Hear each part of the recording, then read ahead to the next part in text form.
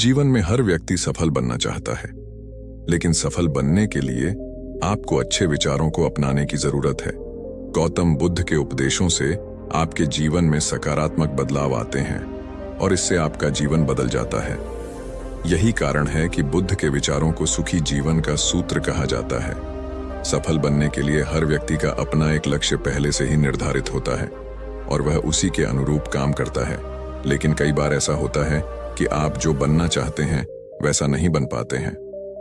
कुछ लोग इसे लेकर यह मान लेते हैं कि शायद उनकी किस्मत में ही यही लिखा होगा, तो वहीं कुछ लोग अपनी किस्मत को खराब कहने लगते हैं और कुछ लोग यह मानकर संतुष्ट हो जाते हैं कि शायद वह इसे डिजर्व ही नहीं करते थे। लेकिन इसका असली कारण कुछ और ही होता है। गौतम बुद्ध की इस कहानी से जानते हैं इसका कारण। एक बार गौतम बुद्ध को एक सभा में उपदेश देना था। सभा में करीब 100 से ज्यादा लोग उपस्थित थे और उनका इंतजार कर रहे थे। गौतम बुद्ध आए, लेकिन बिना कुछ कहे ही चले गए। बुद्ध का ऐसा व्यवहार देख सभी हैरान रह गए, लेकिन किसी ने उनसे कुछ कहा नहीं। अगले दिन फिर से सभा का आयोजन हुआ, लेकिन आज सभा में उपस्थित लोगों की संख्या घटकर 80 हो गई। आज भी बुद्ध ने ऐसा ही किया। वे सभा में आए, लेकिन बिना कुछ बोले चले गए। आज भी लोग हैरान हुए, लेकिन बुद्ध से किसी ने कुछ कहा नहीं। अगले दिन फिर से सभा का आयोजन हुआ और लोगों की संख्या घटकर 50 हो गई। बुद्ध फिर से सभा में आए और बिना कुछ बोले ही चले गए। आज भी बुद्ध से किसी ने कोई प्रश्न नहीं किया। अगले दिन फिर से सभा का आयोजन हुआ और इस बार लोगों की संख्या केवल 30 थी। आज भी बुद्ध बिना कुछ बोले मुस्कुराकर चले गए। आप कहानी को पढ़ते हुए इरिटेट हो गए होंगे और सोच रहे होंगे कि आखिर बुद्ध को कुछ बोलना नहीं तो बार बार सभा का आयोजन क्यों हो रहा है। ठीक इसी तरह सभा में मौजूद लोगों को भी गुस्सा आ रहा था, लेकिन इसका जवाब जानने के लिए आपको धैर्य रखना होगा। अगले दिन फिर से सभा का आयोजन और आज सभा में केवल 15 लोग ही उपस्थित रहे। लेकिन आज गौतम बुद्ध ने अपना स्थान ग्रहण कर लिया और उपदेश देने के लिए बैठ गए। बुद्ध ने जिन 15 लोगों को उपदेश दिए वे उनके भिक्षु बन गए और इन लोगों ने आगे चलकर बुद्ध के ज्ञान को अलग अलग दिशाओं में फैलाया।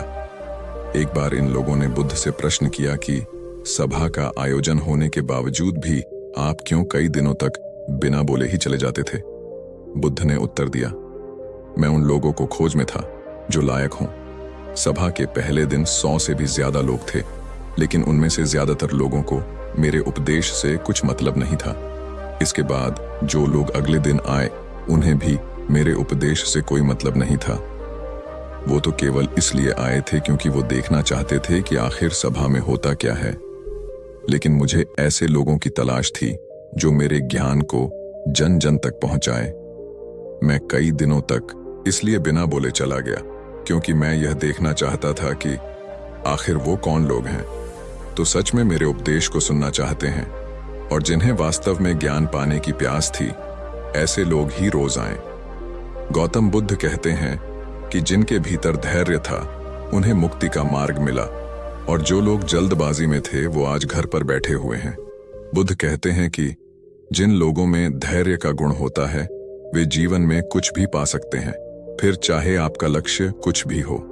बिना धैर्य के कोई भी सफलता के लक्ष्य तक नहीं पहुंच सकता। आज भागदौड़ भरी जिंदगी में लोगों में धैर्य नहीं है।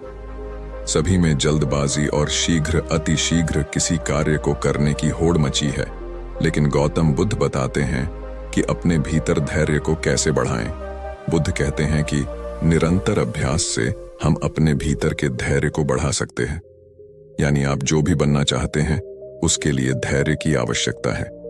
अगर वीडियो पसंद आया है तो वीडियो को कर दो लाइक और साथ ही साथ चैनल को भी कर दो सब्सक्राइब।